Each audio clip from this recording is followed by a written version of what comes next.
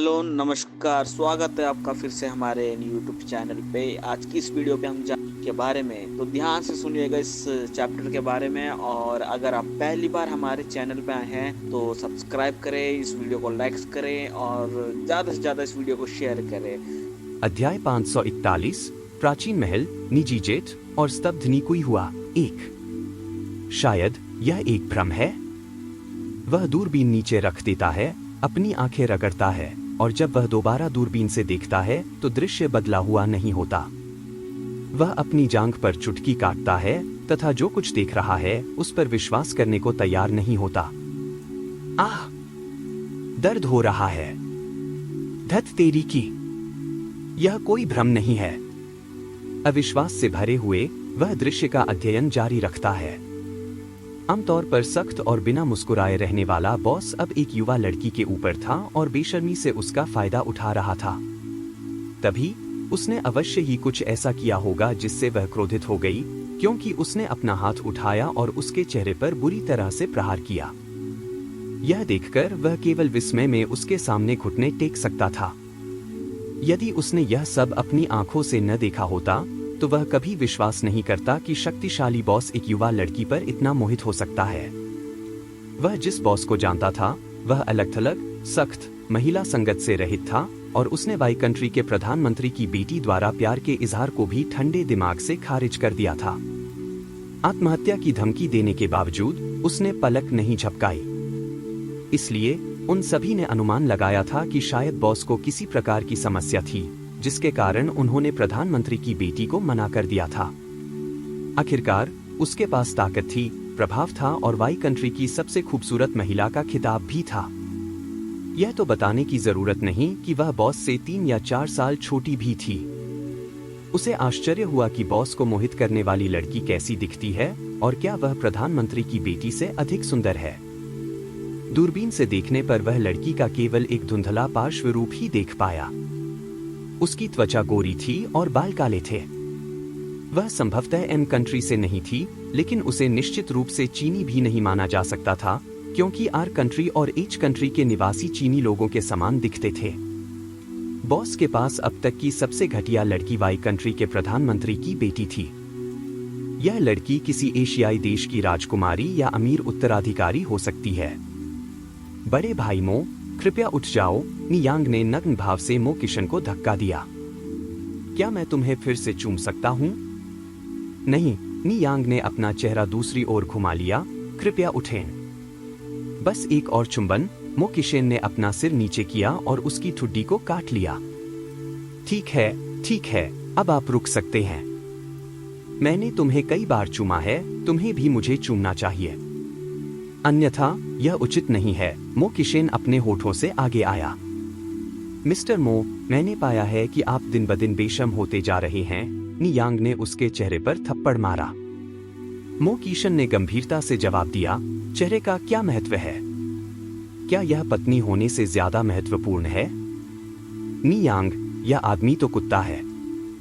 नियांग ने अपना सिर उठाया और प्रतीकात्मक रूप से उसे चूमा।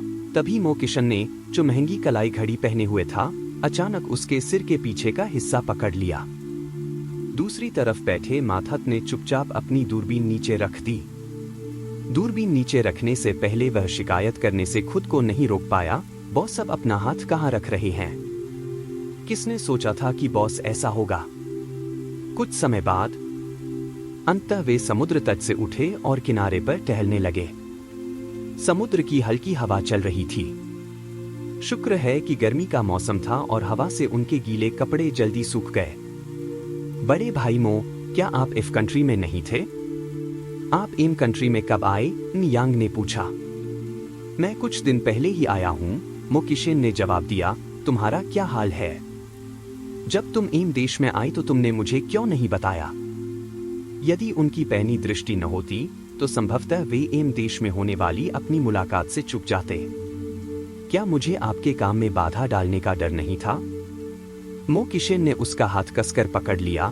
वह काम कहा है जो तुमसे ज्यादा जरूरी है। मुझसे वादा करो, अगली बार तुम जहां भी जाओगी मुझे बताओगी। नियांग ने अपनी भौहें थोड़ी ऊपर उठाई, मीठी बातें करने वाली। हर शब्द दिल से आता है, उनके शब्द सामान्य लग रहे थे, लेकिन हर शब्द अविश्वसनीय रूप से ईमानदार था। नी यांग मंद मंद मुस्कुराई, उसके गालों पर गड्ढे पड़ गए। वैसे, मो किशेन ने आगे कहा, क्या हमारी माँ भी आ गई है? तुम्हें कोई शर्म नहीं है? नी यांग ने उसे हल्के से लात मारी। आखिरकार, मुझे जल्द या बाद में उसे माँ कहना ही होगा, मो किशेन ने कहा, मुझे इसकी आदत डालनी होगी। नी यांग, यह आदमी न केवल अधिक से अधिक कुत्ते जैसा होता जा रहा है, बल्कि वह तेजी से बेशर्म भी होता जा रहा है। हमारी माँ आई या नहीं? मो किशेन पूछता रहा। नी यांग उसकी बेशर्मी से पूरी तरह से हार गई। हाँ, वह यहाँ है, वर्तमान में यूनियन के साथ होटल में आराम कर रही है। आपको क्या लगता है वे कब जागेंगे? सामान्य परिस्थितियों में शायद 1 या 2 घंटे। मो किशेन ने फिर कहा, मैं आज दोपहर तुम लोगों को कहीं ले चलूंगा। हम कहाँ जा रहे हैं? इन यांग ने पूछा। अभी यह रहस्य है, मो किशेन ने कहा, पहले मेरे साथ कपड़े बदलने के लिए वापस चलो। फिर हम दोनों मिलकर अपनी माँ को ढूंढते हैं। यद्यपि उनके कपड़े अब सूख चुके थे, फिर भी उन पर समुद्री पानी के निशान थे, जिससे उन्हें पहनना असुविधाजनक हो रहा था। अध्याय 542, प्राचीन महल, निजी जेट, निकुई हुआ हैरान है। 2 नी यांग मो किशन के पीछे पीछे उसके आवास तक गया। यह द्वीप पर एक शीर्ष श्रेणी का होटल था। मो किशन एक अंडरसी स्वीट में रुके थे। होटल में सिर्फ एक ही ऐसा स्वीट था, और यह ऐसा था जहां आप बाहर जाए बिना अपने कमरे के अंदर से शार्क को देख सकते थे। न केवल शार्क, बल्कि लैंटर्न फिश, जेलीफिश और विभिन्न समुद्री जीव, वे सभी इस कमरे से अविश्वसनीय रूप से मोहित लग रहे थे। यह कमरा बुरा नहीं है। नी यांग अपने पिछले जीवन में इसी तरह के कमरे में रुकी थी, जिसका किराया प्रतिदिन 6 अंकों में था। लेकिन इस जीवन में उसकी वित्तीय स्थिति अभी उस स्तर तक नहीं थी। मो किशेन ने दीवार पर लगा स्विच दबाया। जैसे ही वह मुड़ा, रोशनी उसके चेहरे पर चमक उठी। तो बीवी, क्या तुम मेरे साथ सोना चाहोगी? एक सज्जन व्यक्ति जो जेड की तरह अनमोल है, दुनिया में अतुलनीय है। एक पल के लिए नियांग थोड़ा स्तब्ध रह गई। सपने देखो। आह, मेरा दिल बहुत दुख रहा है। मो किशेन तुरंत ड्रामा क्वीन बन गई और दर्द में होने का नाटक करने लगी। जाओ और अपने कपड़े बदल लो, नियांग ने आगे कहा, मैं थोड़ी देर मछलियों को देखूंगी। मो किशेन आज्ञाकारी ढंग से शौचालय में चला गया। नियांग कांच की दीवार के पास खड़ी होकर समुद्री कछुए की ओर हाथ हिला रही थी। अचानक दरवाजे पर दस्तक हुई। नियांग उसे खोलने के लिए आगे बढ़ी। होटल का बटलर वहां था। हेलो मिस नी, ये कपड़े मिस्टर मो ने भेजे हैं। बटलर ने नियांग को एक कागज का थैला दिया। ठीक है, धन्यवाद। नियांग ने इसे ले लिया। तब बटलर ने कहा, अगर और कुछ नहीं है तो मैं अब चला जाऊंगा।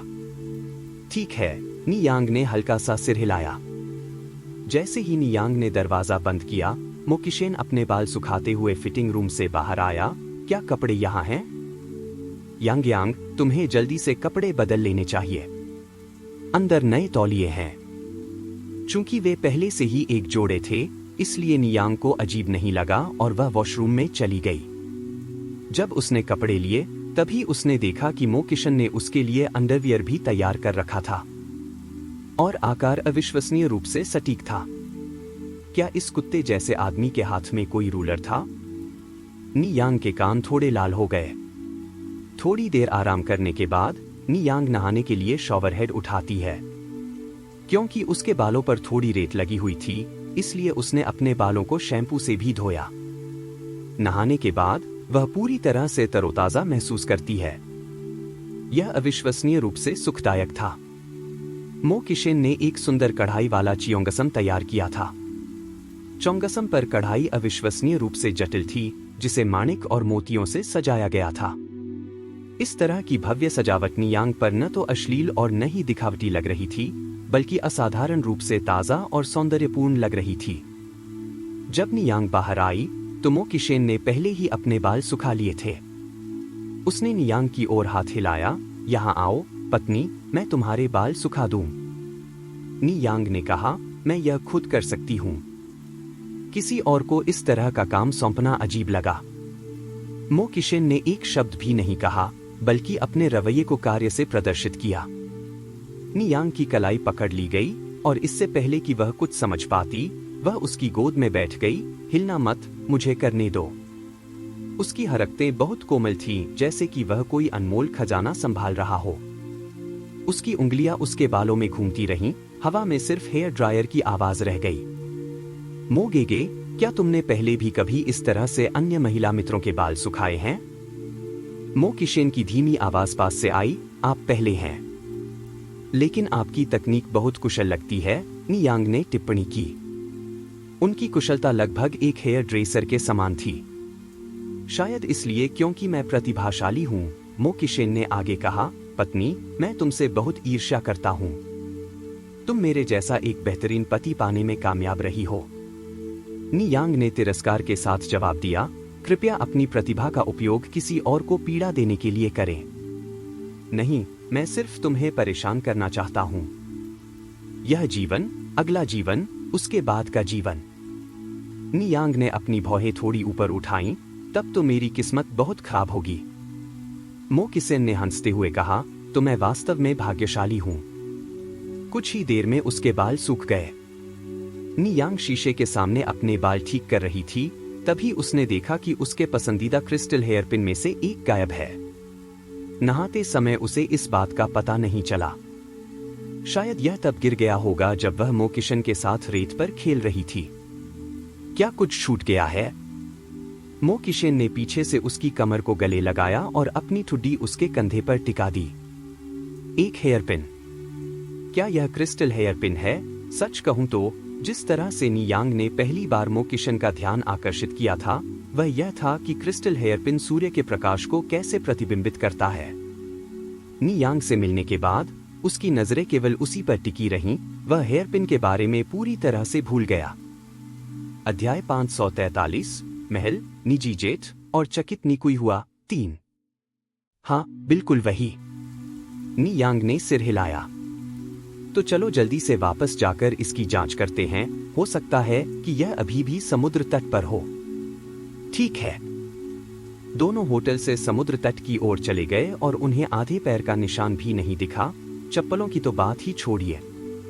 नियांग ने कहा, इसे भूल जाओ, चलो ढूंढना बंद करो।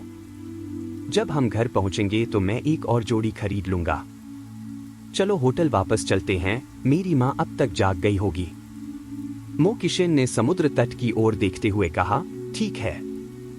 नियांग एक मानक डबल रूम में रह रही थी। वहां एक छोटा सा लिविंग रूम और एक रसोई घर था, लेकिन वे छुट्टी पर थे और वास्तव में खाना नहीं बना रहे थे। हालांकि कुई हुआ हर सुबह कुछ सब्जी और कम वसा वाले मांस का दलिया बनाती थी, क्योंकि वह वास्तव में यहाँ के नाश्ते की आदी नहीं हो सकी थी। नमस्ते आंटी। मो किशेन को देखकर कुई हुआ ने आश्चर्य से कहा, जियाओ मो, तुम कब आए? मैं अभी कुछ देर पहले ही आया हूँ। छोटी नियू ने उत्साह से कहा, जीजाजी, जीजाजी। मो किशेन ने एक जादूगर की तरह छोटी नियू के लिए कैंडी का एक टुकड़ा निकाला। छोटी नियू और भी खुश हो गई। वह इतना हंसी कि उसने लगभग जमीन में एक गड्ढा खोद दिया। जीजाजी, फिर से, फिर से। जीजाजी शब्द सुनने में इतना अच्छा लगा कि मो किशेन ने उदारतापूर्वक छोटी नियू को कैंडी का एक और टुकड़ा दिया। माँ, भाई मो ने कहा कि वह आज दोपहर हमें बाहर ले जाना चाहता है। हम कहाँ जा रहे हैं? कुई हुआ ने पूछा। मुझे यह नहीं पता, नियांग ने कंधे उचका दिए। उसने कहा कि यह एक रहस्य है। मो किशेन ने अपनी घड़ी पर नजर डाली। समय हो गया है, चलो अब बाहर चले। नियांग ने सिर हिलाया। 3 वयस्क और एक बच्चा होटल से बाहर चले गए।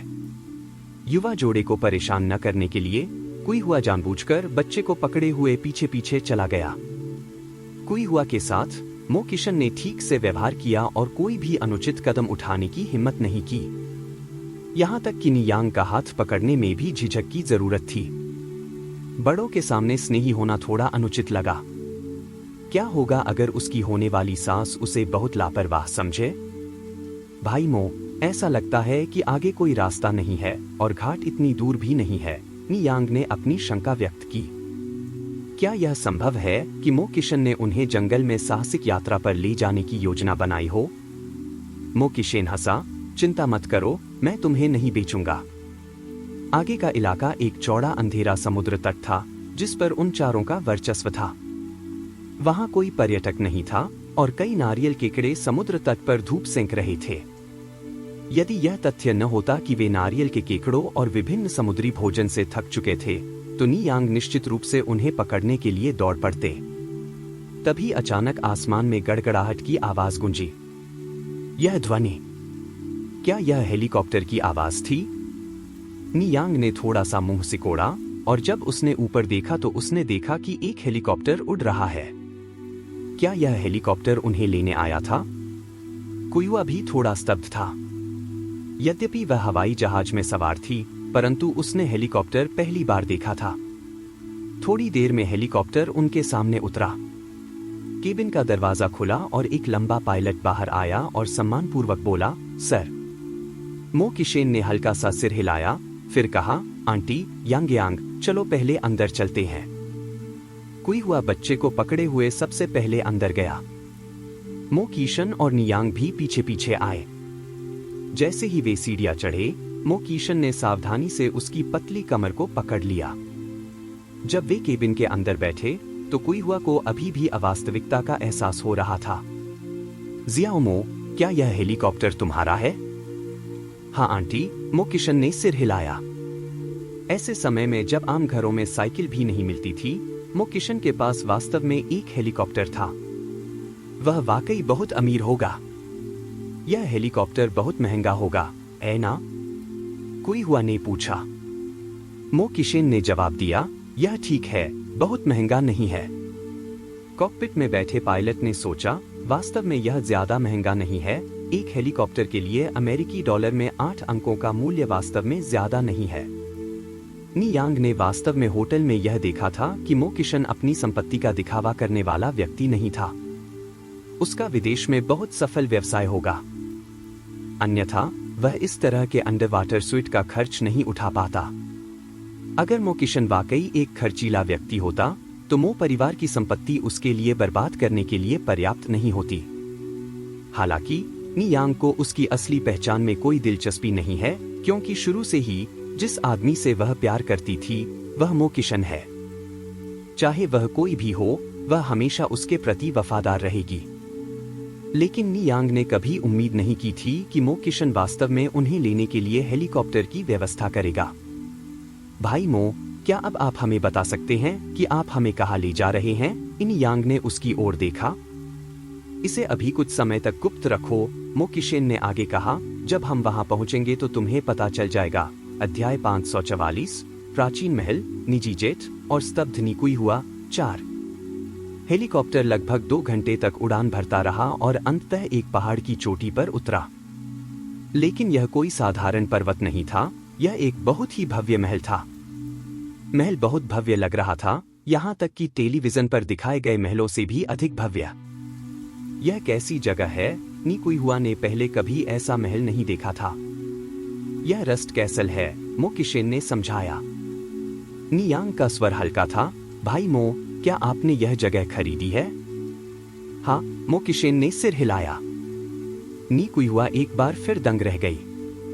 हालांकि वह जानती थी कि मो परिवार अमीर है, लेकिन वह यह नहीं जानती थी कि वे वास्तव में कितने अमीर थे। चलो मैं तुम्हें घुमाता हूँ, मो किशन ने आगे कहा।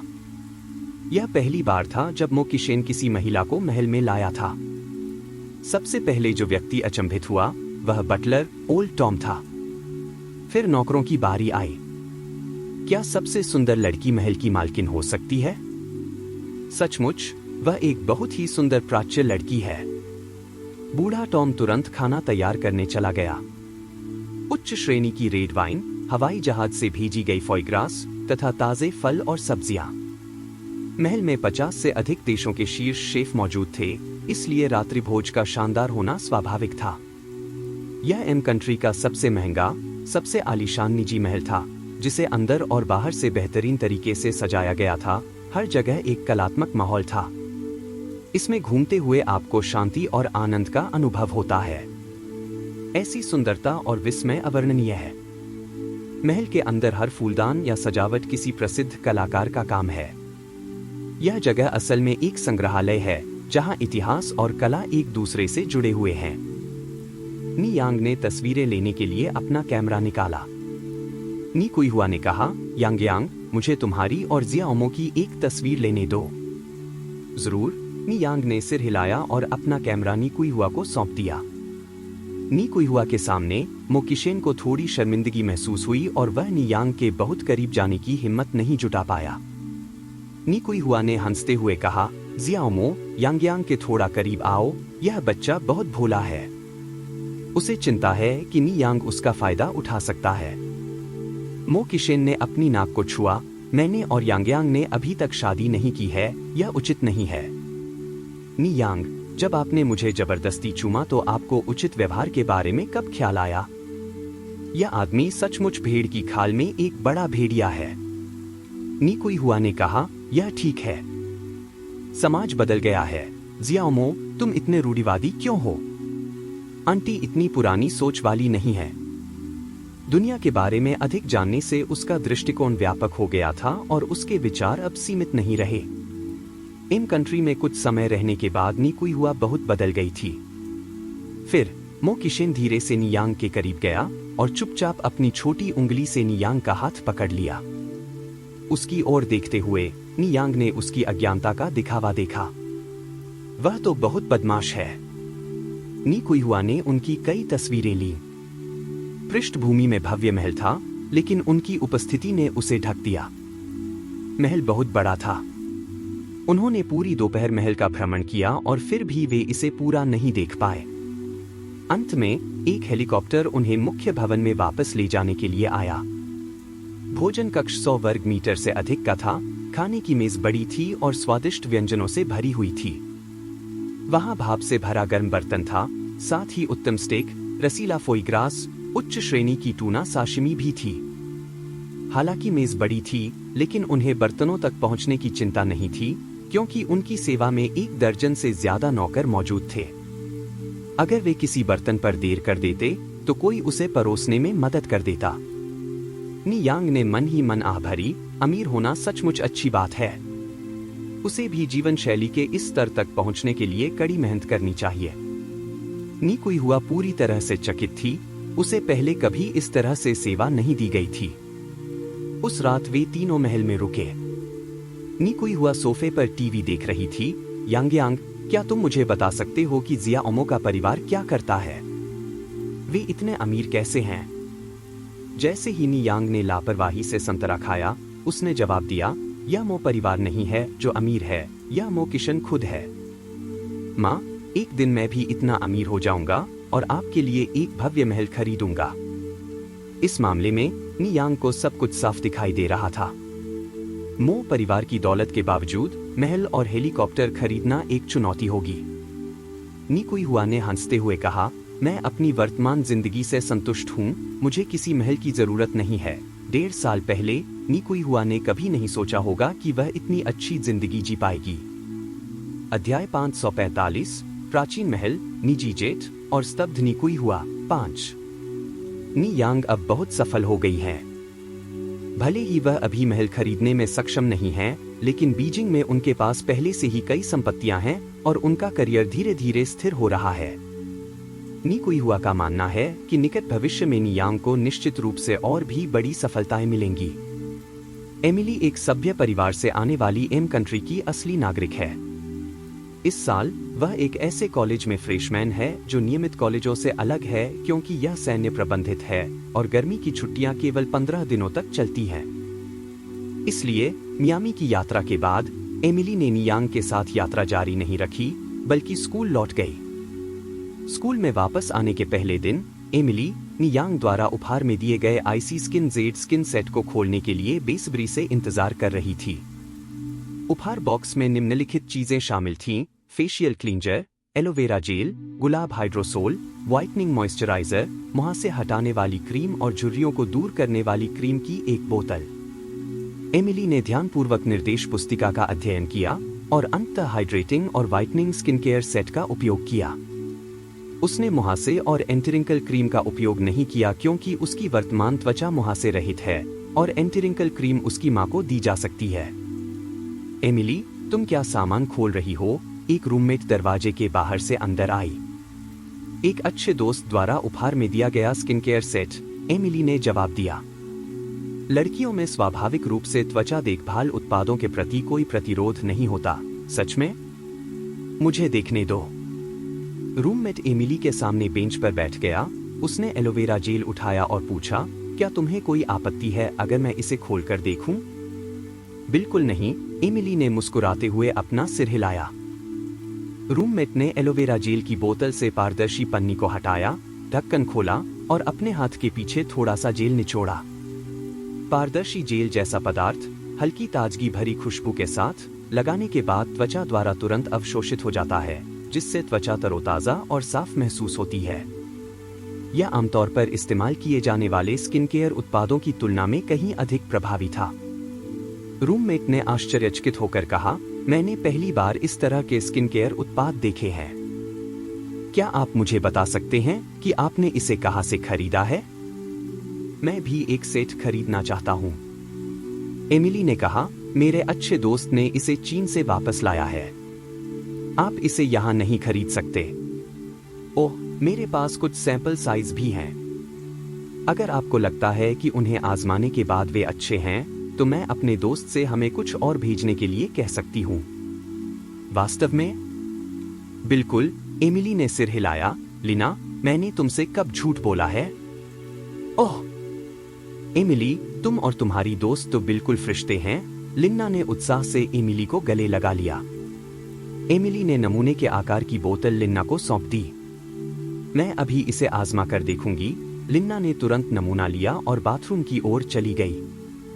एमिली भी लिना के पीछे बाथरूम में चली गई। यहां तक कि आर्थिक रूप से विकसित कंट्री में भी उनके पास फेशियल क्लींजर नहीं था और दोनों लड़कियां आश्चर्यचकित थीं। हे भगवान, यह फेशियल क्लींजर अद्भुत है। चीनी लोग अविश्वसनीय हैं। जब मैं इस गुलाब हाइड्रोसोल को अपने चेहरे पर लगाती हूं तो यह बहुत अच्छा लगता है। बाथरूम में हल्की सुगंध फैली हुई थी, जिससे वहां मौजूद अन्य दो रूममेट्स जो अभी अभी लौटे थे बहुत आश्चर्यचकित हो गए। अगली सुबह जब एमिली और लिना जागी तो उन्हें महसूस हुआ कि उनकी त्वचा सामान्य से अलग महसूस हो रही है। विशेषकर लिना। जब उसने IC skin Z skin set का उपयोग करना शुरू किया तो उसके चेहरे पर कुछ छोटे छोटे दाने थे, लेकिन अब वे स्पष्ट रूप से फीके पड़ गए हैं और अब दर्द नहीं करते। हे भगवान, यह आईसी स्किन जेड स्किन वास्तव में चमत्कारी है। एमिली, आपको अपने दोस्त से मेरे लिए एक सेट लाने के लिए कहना होगा। पैसा कोई मुद्दा नहीं है। लिना ने एमिली का हाथ कसकर पकड़ लिया। जो छात्र इस कॉलेज में प्रवेश ले सकते थे वे या तो अमीर थे या कुलीन परिवारों से थे, इसलिए उन्हें पैसे की कोई परवाह नहीं थी। एमिली ने हंसते हुए कहा, ठीक है, मैं उसे जरूर बताऊंगी। लिना की प्रतिक्रिया देखकर अन्य दो रूममेट्स उत्सुक हो गए। क्या यह स्किन केयर उत्पाद वास्तव में इतना चमत्कारी है? वे भी उत्सुक थे। सचमुच, लिना ने उत्साह से सिर हिलाया। देखो, मेरे पिंपल पहले से ही गायब होने लगे हैं।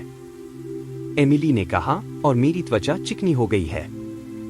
दोनों रूममेट अभी भी कुछ हद तक संशय में थे। उन्हें लगा कि एमिली और लिना शायद किसी प्लेसबो प्रभाव का अनुभव कर रही हैं। कोई स्किन केयर उत्पाद इतना चमत्कारी कैसे हो सकता है?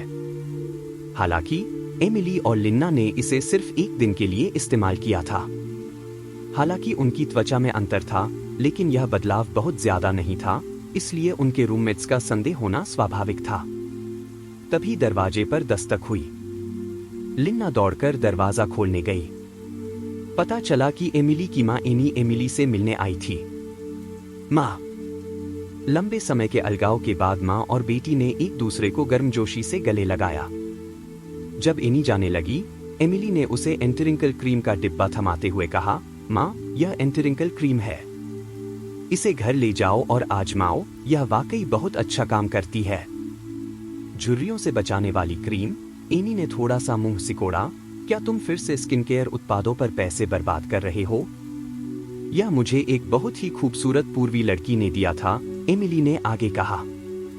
वह मेरी एक अच्छी दोस्त भी है, जिससे मैं अभी अभी मिली हूँ। एनी ने एंटीरिंकल क्रीम को देखा। मैंने इस ब्रांड को पहले कभी नहीं देखा है। यह ब्रांड केवल चीन में उपलब्ध है, एमिली ने बताया। चीन? एनी ने फिर भौहें सिकोड़ी। हे भगवान, यह तो बहुत भयानक जगह है। एमिली ने तब कहा। चीन आगे बढ़ रहा है। माँ, आपको इसे ऐसे पूर्वाग्रह से नहीं देखना चाहिए। पिछले कुछ दिनों में नियांग के वर्णन और परिचय से एमिली रहस्यमय पूर्व के बारे में जिज्ञासा से भर गई थी। वह इस समय अपनी माँ से चीन का अपमान सुनना पसंद नहीं करती थी। एमिली, तुम अभी भी छोटी हो, तुम समझती नहीं। मैं अब वयस्क हो गई हूँ, एमिली ने जवाब दिया। वैसे भी कृपया चीन के बारे में इस तरह बात न करें। क्या ये चीज मेरा चेहरा खराब कर देगी? एनी ने पूछा।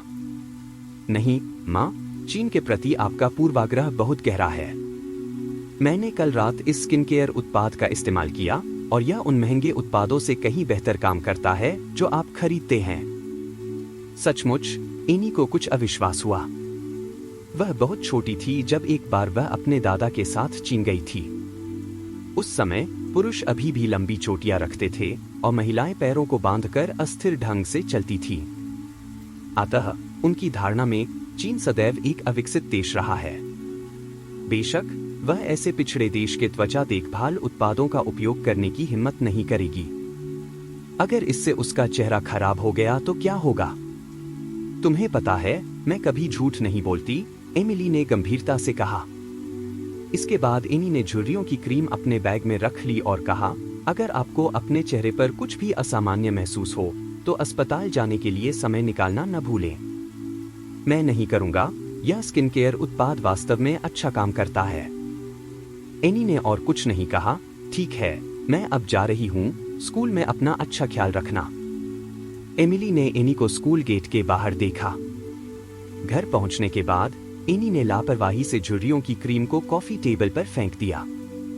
यद्यपि वह सुंदर दिखना पसंद करती है और अपनी आंखों और माथे के कोनों पर झुर्रियों को खत्म करना चाहती है, लेकिन वह इतनी मूर्ख नहीं है कि वास्तव में इस झुर्रियों वाली क्रीम का उपयोग करे। तभी शाम को एनी के साथ बातचीत करने के लिए उसकी अच्छी दोस्त आई।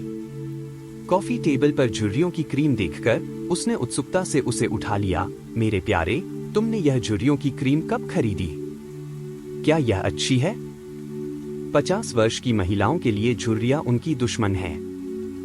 इसलिए कैरोलीन ने जैसे ही अंदर कदम रखा, इस स्किन केयर क्रीम को देखा। एनी ने कंधे उचकाते हुए कहा, मुझे नहीं पता, यह एमिली को उसकी चीनी दोस्त ने दिया था। ईमानदारी से कहूं तो मैं इसे इस्तेमाल करने की हिम्मत नहीं कर सकती। केवल एमिली ही इतनी साहसी होगी। चीनी? कैरोलीन उत्सुक थी।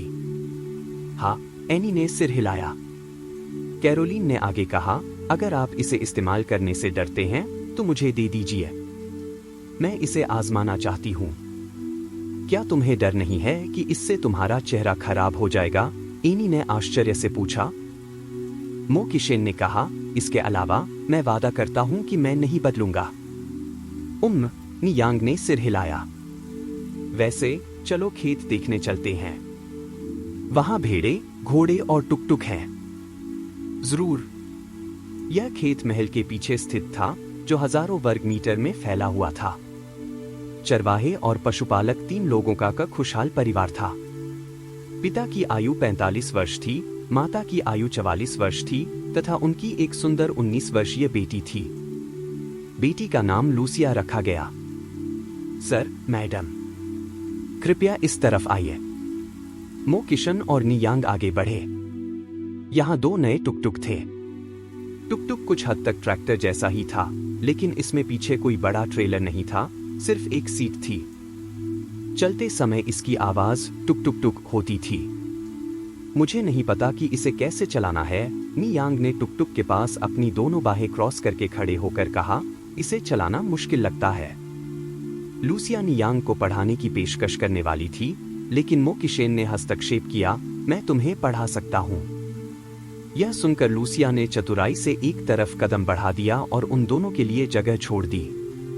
मो किशेन टुकटुक पर चढ़ गया और अपना हाथ नियांग की ओर बढ़ाया। यांग ऊपर आओ। नियांग ने अपना हाथ मो किशेन के हाथ में रखा और चतुराई से टुकटुक पर चढ़ गई। मो किशेन ने उसे अपनी बाहों में खींच लिया और उसके हाथों पर हाथ रखकर उसे टुकटुक चलाना सिखाना शुरू कर दिया। खेत समतल और खुला था, उसमें कोई बाधा नहीं थी, इसलिए टुकटुक स्वतंत्रता पूर्वक चल सकता था। नियांग बहुत जल्दी सीखने वाली थी, इसलिए मो किशन द्वारा एक बार सिखाए जाने के बाद वह समझ गई, भाई मो, मैंने इसे सीख लिया है, अब आप नीचे उतर सकते हैं। नहीं, तुमने इसे नहीं सीखा है, मो किशन नहीं उतरा। यही वह क्षण था जब मो किशन को पता चला कि बहुत ज्यादा चालाक पत्नी होना हमेशा अच्छी बात नहीं होती। मैंने वास्तव में इसे सीख लिया है। नहीं, आपने सचमुच ऐसा नहीं किया है। नियांग को उसका इरादा पता था और वह हंसी, ठीक है, मैंने इसे नहीं सीखा है। क्या मिस्टर मो मुझे थोड़ा और सिखा सकते हैं? मेरी पत्नी की सेवा करना मेरा कर्तव्य है, मो किशन ने संतोष से कहा, अपनी थोड़ी नियांग के कंधे पर टिकाते हुए। खुले घास के मैदान पर टुक टुक चलाना वाकई बहुत ताजगी भरा अनुभव था। 1 घंटे बाद ही वे टुक टुक से उतरे। वे नरम घास पर लेटे हुए थे, अपने हाथों को सिर के पीछे रखे हुए नीले आसमान को देख रहे थे। सटीक रूप से कहें तो नियांग नीले आसमान को देख रही थी, जबकि मो किशन उसे देख रहा था। कभी कभी आंखें इतनी बड़ी हो सकती हैं कि दुनिया की सारी दौलत उसमें समा जाए, या इतनी छोटी कि सिर्फ वह ही उसमें समा जाए। मो किशन ने उसकी तरफ देखा, उसके मुंह के कोने अनजाने में एक हल्की मुस्कान में मुड़ गए। दूर से हल्की हवा बह रही थी और सभी शांतिपूर्ण वर्ष इस पल की तरह आरामदायक और सुखद नहीं थे। भाई मो, हम कल न्यूयॉर्क जाने और 20 तारीख को अपने देश लौटने की योजना बना रहे हैं, नियांग ने मो किशन की ओर देखने के लिए अपना सिर घुमाते हुए कहा। आज 14 तारीख है, इसलिए 20 तारीख तक अभी 6 दिन बाकी हैं। मो किशन ने आश्चर्यचकित होकर कहा, आप इतनी जल्दी वापस क्यों जा रहे हैं? एम कंट्री तक पहुंचना आसान नहीं है। आप कुछ दिन और क्यों नहीं रुकते? हम इस महीने की 2 तारीख को पहुंचे, नियिंग ने हंसते हुए कहा, 20 तारीख तक हम पहले से ही आधे महीने से यहाँ हैं। मो किशन ने आगे कहा, महीने के अंत में वापस चले जाना, कुछ और दिन महल में रहना। नियांग ने एक पल के लिए सोचा, हम 1 दिन और रुक सकते हैं और परसों न्यूयॉर्क जा सकते हैं। यह उनका हनीमून पीरियड था और वास्तव में वह मो किशन से भी अलग नहीं होना चाहती थी। कुछ दिन और रुको। अध्याय 548, अपने देश लौटना चाहता हूँ, घुटने टेक कर भाई यान को पुकारता हूँ। 3 नहीं, हमें न्यूयॉर्क घूमने के लिए अभी भी कुछ समय निकालना होगा और न्यूयॉर्क में स्टैच्यू ऑफ लिबर्टी है, लेकिन इस समय स्टैच्यू ऑफ लिबर्टी को अभी तक वहां नहीं ले जाया गया था। जून 1885 में स्टैच्यू ऑफ लिबर्टी को पैक करके न्यूयॉर्क भेज दिया गया और अक्टूबर 1886 में न्यूयॉर्क में स्वयं एम कंट्री के तत्कालीन राष्ट्रपति ने इसका अनावरण किया। अपने पिछले जीवन में नियांग ने कई बार न्यूयॉर्क का दौरा किया था और कई बार स्टैच्यू ऑफ लिबर्टी को भी देखा था, लेकिन उसने कभी भी लिबर्टी द्वीप पर हडसन नदी के मुहाने को स्टैच्यू ऑफ लिबर्टी के बिना नहीं देखा था। इस बार वह वहां जाकर यादगार के तौर पर कुछ तस्वीरें लेना चाहती थी। ऐसी स्थिति में मैं आपके साथ चलूंगा, मो किशन ने आगे कहा। नियांग ने मो किशन के चेहरे पर चुटकी ली, भाई मो, जाओ अपना काम संभालो, तुम्हें हमारे साथ आने की जरूरत नहीं है। सच में मुझे किस तरह के काम करने होंगे? अब अपनी पत्नी और सास के साथ जाना सबसे महत्वपूर्ण बात है। मो किशन के लिए बाकी सब कुछ महत्वहीन और उल्लेख करने लायक नहीं था। भाई मो, मैं गंभीर हूं, मुझे वास्तव में आपकी कंपनी की जरूरत नहीं है। नियांग अपनी वजह से मो किशन के काम में बाधा नहीं डालना चाहती थी। लेकिन मैं सिर्फ तुम्हारे साथ जाना चाहता हूँ। मो किशन ने बेशर्मी से अभिनय करना शुरू कर दिया, मैं एक चिपकने वाले प्लास्टर की तरह हूँ, डार्लिंग, तुम अपनी पूरी जिंदगी मुझे नहीं छुड़ा पाओगी। जब उसने बोलना समाप्त किया तो उसने सीधे हाथ बढ़ाकर उसे अपनी बाहों में ले लिया। लूसिया उन दोनों को लॉन पर लेटे हुए देख रही थी, उसकी आंखों में ईर्ष्या की झलक थी। इस फार्म में पली बढ़ी होने के कारण वह जानती थी कि धनवान होना कितना अद्भुत हो सकता है, कि धन मूलतः व्यक्ति को अपनी इच्छानुसार जीवन जीने की अनुमति देता है। वह मो किशन की संपत्ति से इतनी ईर्ष्या नहीं करती, बल्कि नियांग से अधिक ईर्ष्या करती है। खूबसूरत होना कितना अच्छा है, कुछ न करना, फिर भी ऐसे लोग होना जो उसके लिए सब कुछ देने को तैयार हो। नियांग से मिलने से पहले वह खुद को बहुत सुंदर समझती थी, लेकिन नियांग से मिलने के बाद उसे समझ में आया कि वह चीनियों की नजर में एक फीकी नकल भी नहीं मानी जा सकती। वह कब नियांग की तरह बनेगी, किसी ऐसे व्यक्ति से मिलेगी जो उसे सब कुछ देगा। लूसिया ने आसमान की ओर देखा। बाकी दिन नियांग मो किशन के साथ पूरे महल में घूमती रही। उनकी हंसी महल के हर कोने में गूंजती रही। दूसरे दिन मो किशन उनके साथ न्यूयॉर्क चला गया। मो किशन न्यूयॉर्क में संपत्ति के मालिक हैं। एक हेलीकॉप्टर उन्हें सीधे उनके विला तक ले गया।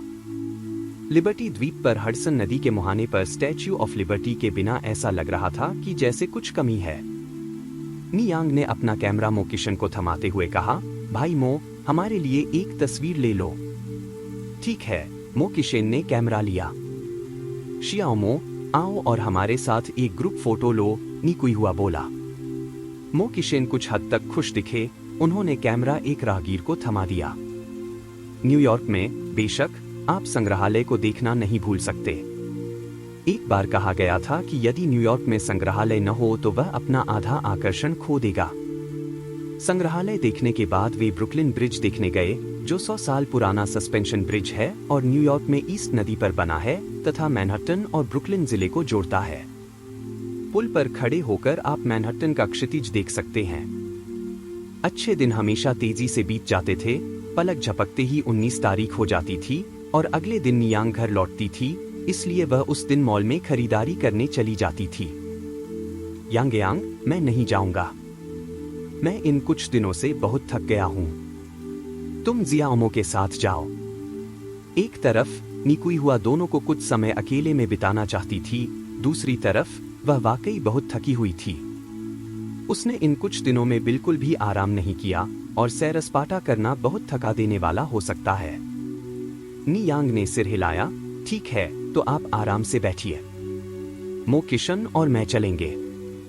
ओह माँ, क्या आपको कुछ खरीदना है?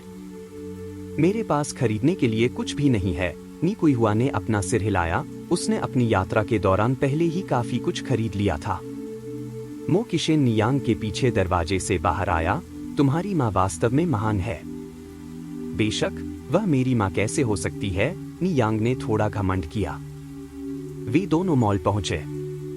यह न्यूयॉर्क शहर के हृदय में स्थित एक प्रमुख शॉपिंग सेंटर था। इसकी भव्यता ने नियांग को एक प्रकार की पूर्व चेतना का एहसास कराया तथा उसे उसके भावी जीवन की याद दिला दी। नियांग सबसे पहले पेन सेक्शन में गई और ली रोंगहुआ के लिए पार्कर पेन खरीदा। 30 अमेरिकी डॉलर, लगभग 240 RMB। मो किशन भुगतान करना चाहता था, लेकिन नियांग ने उसे रोक दिया। भाई मो, आपको आज भुगतान करने की अनुमति नहीं है। क्यों? मो किशन दुखी दिखे। क्योंकि मेरे पास पैसा है। मो किशन ने इस यात्रा पर पहले ही काफी खर्च कर दिया था। नियांग नहीं चाहती थी कि वह सारा खर्च उठाए। मो किशन कुछ और कहना चाहता था, लेकिन नियांग ने कहना जारी रखा। पिछली बार तुमने क्या कहा था? तुमने कहा था कि तुम मेरी हर बात सुनोगे। अभी बहुत समय नहीं हुआ है और तुम पहले ही भूल गए हो। अध्याय 549। अपने देश लौटना चाहता हूँ।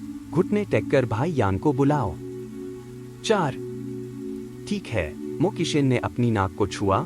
वैसे भी पैसा कोई मायने नहीं रखता, क्योंकि उसका सारा पैसा उसकी पत्नी का है। पेन खरीदने के बाद नियांग ने कई स्कार्फ और बैग भी खरीदे, जिन्हें वह उपहार के रूप में देने की योजना बना रही थी। उसने ज्वेलरी स्टोर से कुछ गहने भी खरीदे और मो के माता पिता के लिए कुछ उपहार भी खरीदे।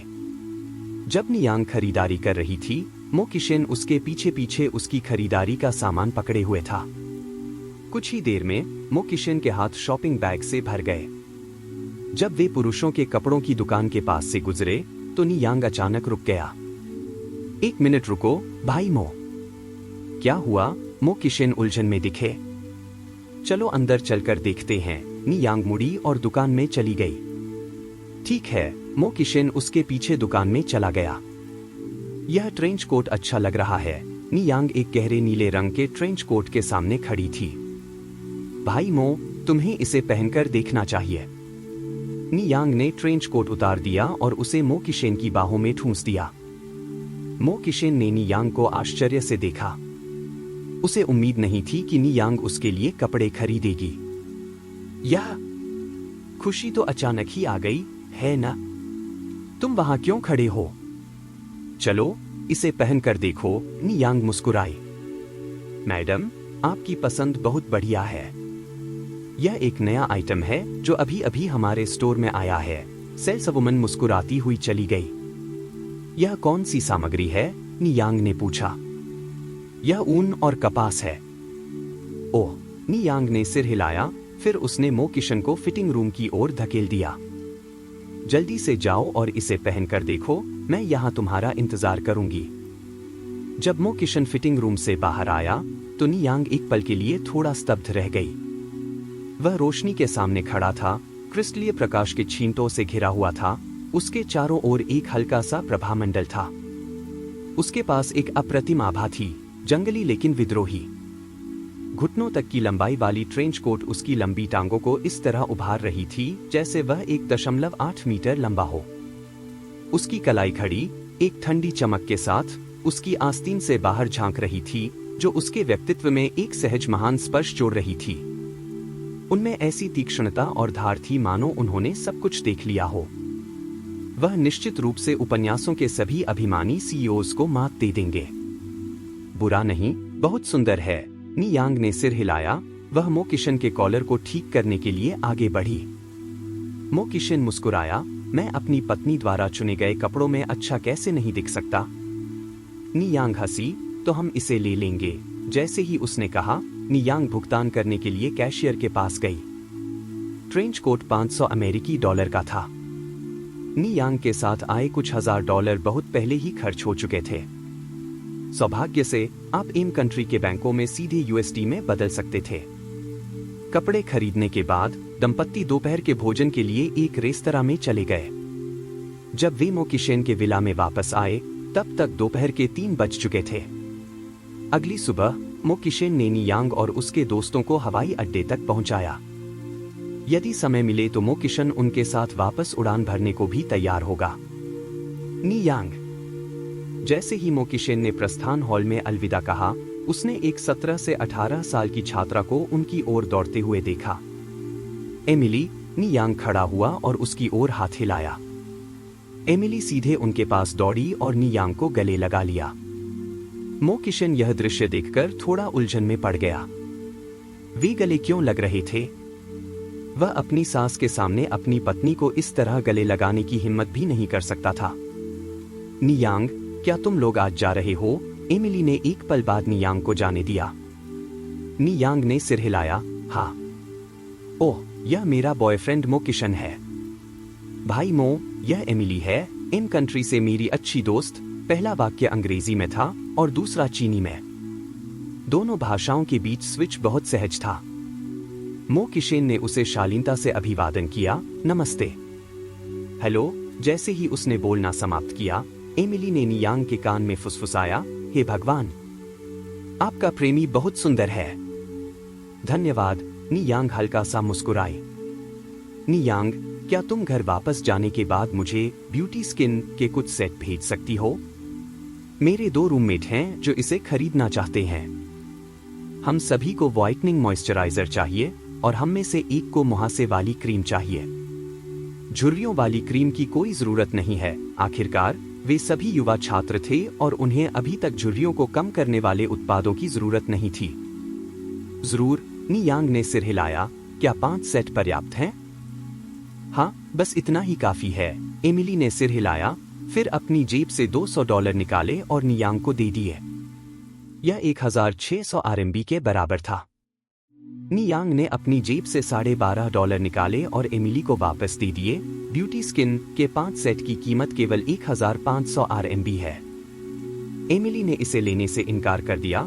बदले हुए पैसे टिप के रूप में रख लो। नियांग ने पैसे एमिली के हाथ में वापस थमा दिए। दोस्तों को टिप की जरूरत नहीं होती। अध्याय 550। अपने देश लौटते हुए मुझे घुटने टेक कर भाई यांग को पुकारने का मन करता है। 5। एमिली ने अंततः उपहार स्वीकार किया। आपको, आपकी चाची और नियूंग को सुखद यात्रा की शुभकामनाएं। नियांग मुस्कुराए। धन्यवाद। मो किशन अब नियांग के सामाजिक कौशल से थोड़ा प्रभावित था।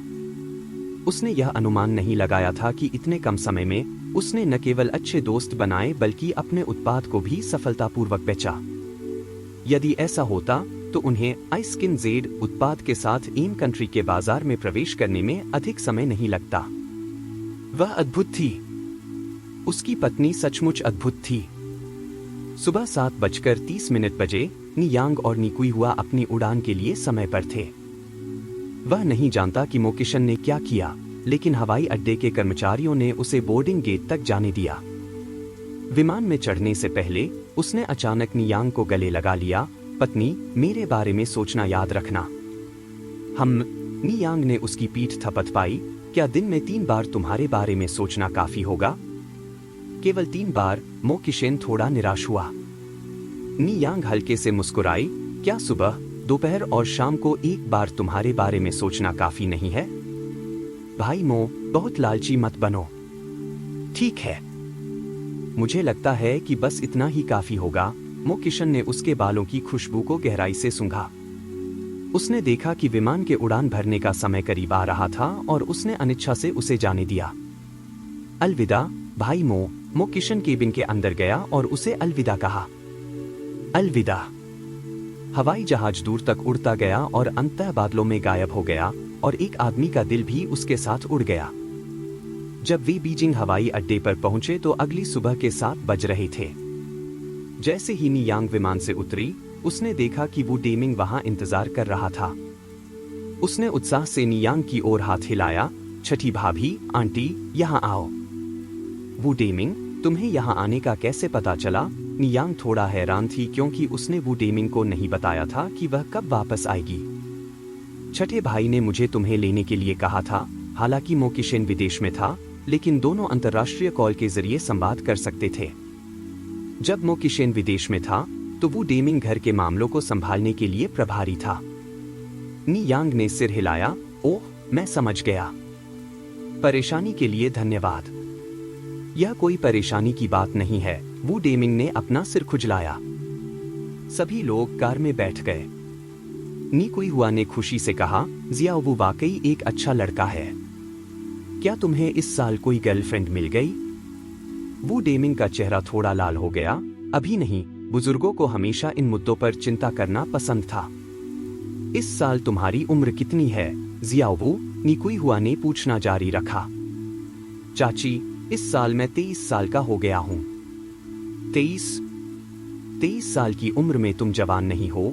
तुम्हें कोई गर्लफ्रेंड ढूंढ लेनी चाहिए। जब मैं तुम्हारी उम्र की थी तब यांगयांग पहले से ही 4 साल की थी, निकुई हुआ ने कहा। वू डेमिंग ने कहा, शायद अभी मेरा समय नहीं आया है।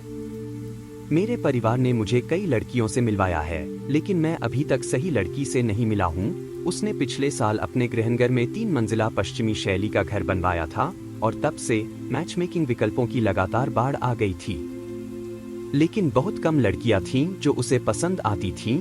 आखिरकार उन्हें अपना जीवन एक साथ बिताना था। अगर वे साथ नहीं रह सकते तो यह उपयुक्त नहीं होगा। जियाओ वू, आंटी यहाँ एक अच्छी लड़की को जानती हैं।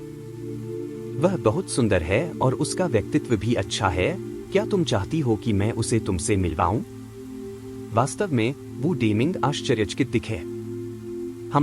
निकुई हुआ ने सिर हिलाया। नी यांग ने उत्सुकता से पूछा, माँ, आप वू डेमिंग से किसे मिलवाने की सोच रही हैं? जिंगुआ गांव में 18 या 19 साल की कई लड़कियां थीं, लेकिन नी यांग को नहीं पता था कि निकुई हुआ की नजर किस पर पड़ी थी। गौदान की बहन रोंगहुआ, निकुई हुआ ने उत्तर दिया। ली रोंगहुआ सुंदर और विचारशील थी और उसने निकुई हुआ की बहुत मदद की थी, इसलिए निकुई हुआ को यह लड़की बहुत पसंद आई। इसके अलावा वू डेमिंग एक अच्छी संभावना थी। अगर ली रोंगहुआ उसके साथ रहती तो निश्चित रूप से उसकी जिंदगी मुश्किल नहीं होती। नी यांग ने हंसते हुए कहा, माँ, सिस्टर रोंगहुआ का पहले से ही एक बॉयफ्रेंड है। शायद आप वू डेमिंग को किसी और से मिलवा सकती हैं।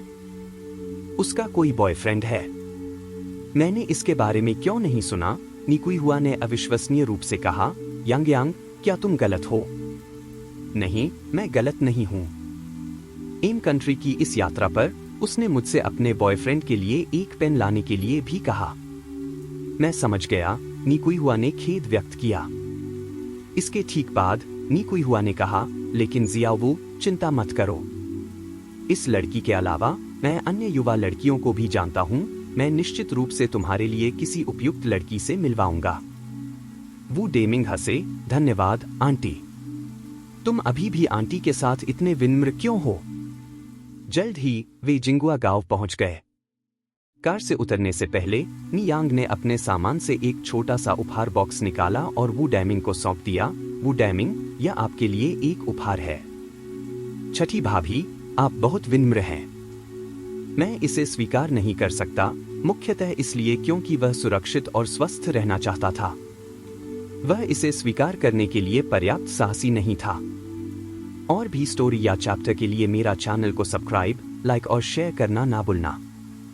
हाँ दोस्तों, आप और भी वीडियोस चाहिए तो कमेंट करें।